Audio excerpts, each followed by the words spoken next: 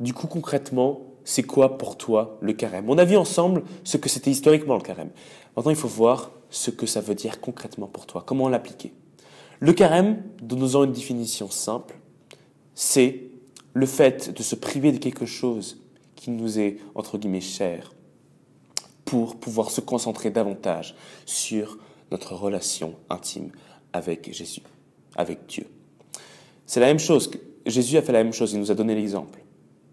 Pendant 40 jours, il allait dans le désert pour se retirer du monde, pour pouvoir être plus, pour pouvoir approfondir sa relation qui est déjà parfaite avec le Père. Eh bien, nous, c'est pareil. Le carême, ça va être un moment où on va se priver de quelque chose pour pouvoir se mettre encore plus en relation avec Jésus, avec Dieu. Maintenant, ce qui est intéressant, c'est que dès qu'on dit le mot carême, je sais que si je demande à quelqu'un, c'est quoi le carême pour toi? Tout de suite, je vais entendre le mot jeûne. Le jeûne rime avec le carême. Tu as juste à demander à quelqu'un dans la rue, c'est quoi pour toi le carême? Il va te répondre le jeûne. Et généralement, la première chose qu'ils disent, c'est oui, le carême pour moi, c'est un moment d'effort, peut-être que je vais arrêter de manger des sucreries, etc. Je rappelle, le carême, c'est pas juste un moment d'effort où on va se prouver à soi-même qu'on peut lutter contre des choses. Non.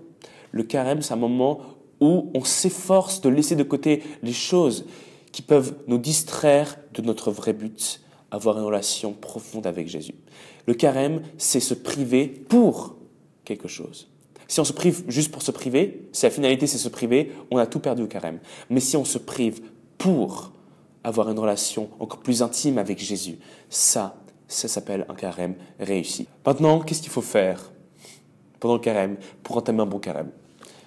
La chose la plus importante, c'est de se rappeler que le carême et la prière vont de pair. C'est très important. Quand on veut savoir si on a fait un bon carême ou pas, s'il y a un bon carême qui existe, ce qu'il faut comprendre, c'est que les deux vont de pair. Si on fait des efforts et que notre vie de prière reste la même ou moindre, c'est qu'on n'a pas compris le but du carême. Le but du carême, c'est oublier des choses pour pouvoir encore plus prier. Donc ça, il faut vraiment le retenir. Le carême, ça va de pair avec la prière. Il faut augmenter sa vie de prière. C'est très important. Maintenant, qu'est-ce qu'il ne faut pas faire? Il ne faut pas faire certaines choses. Comme par exemple, montrer aux autres qu'on jeûne. Montrer aux autres à quel point c'est horrible, à quel point on est en train de jeûner. Faire de la grimace. Moi, je m'en souviens, une fois, j'étais en cours et il y avait quelqu'un qui a commencé, il n'était pas chrétien d'ailleurs, il était de notre religion, il a commencé à raconter à toute la classe à quel point il avait faim, à quel point il devait partir de cours parce qu'il était pas de bonne humeur, parce qu'il était en train de jeûner.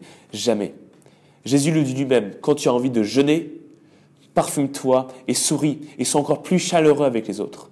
Jeûner, ça ne veut pas dire être désagréable. Au contraire, jeûner, ça veut dire être encore plus humble, plus charitable avec les autres.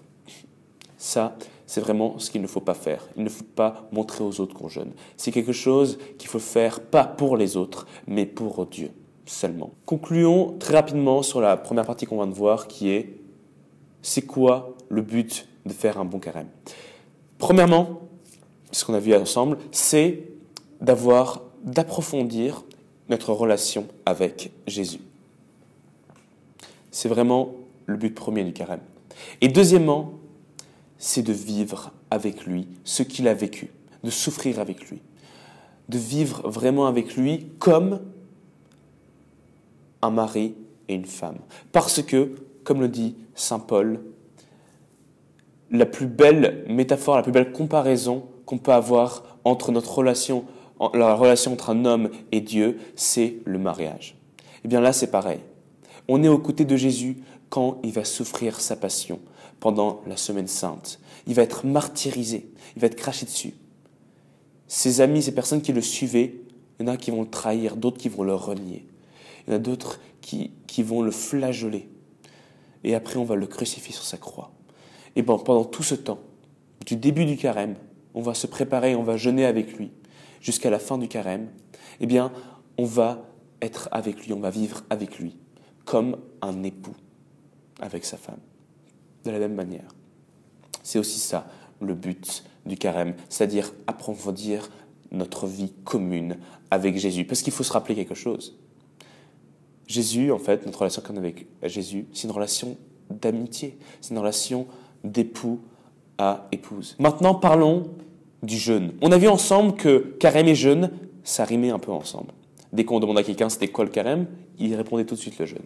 Donc, c'est vrai, quand on va faire le carême, à l'image de Jésus, on va jeûner. Et premièrement, le jeûne, c'est quoi? C'est un jeûne alimentaire. Pourquoi? Parce que tout simplement, Jésus lui-même, ce qu'il a fait, c'était un jeûne alimentaire. Même si aujourd'hui, il y a beaucoup de personnes qui disent « mais non, c'est symbolique, c'est juste, il y a différents types de jeûnes ». Oui, il y a différents types de jeûnes. Il y a des jeûnes qui sont plus spirituels, mais le jeûne premier, c'est le jeûne. D'ailleurs, si tu vas sur Wikipédia et que tu tapes le mot jeûne, tu verras qu'on parlera d'alimentation et de rien d'autre. Se priver de nourriture. C'est ça le jeûne. Et d'ailleurs, Jésus, quand il faisait le carême, pendant 40 jours, il était dans le désert, et qu'il avait faim, il avait soif, et que le démon le tentait pour lui dire « allez, mange ». Il disait « il y a des cailloux par terre, toi qui es fils de Dieu, tu pourrais les transformer en pain, fais-le, comme ça tu pourras te nourrir ». Et Jésus lui a répondu de manière très juste. L'homme, a dit Dieu, il ne devait pas se nourrir simplement de nourriture charnelle, mais il se nourrissait également de nourriture spirituelle, de nourriture de Dieu. Toi, comment tu vas pouvoir le mettre en pratique, ce jeûne alimentaire?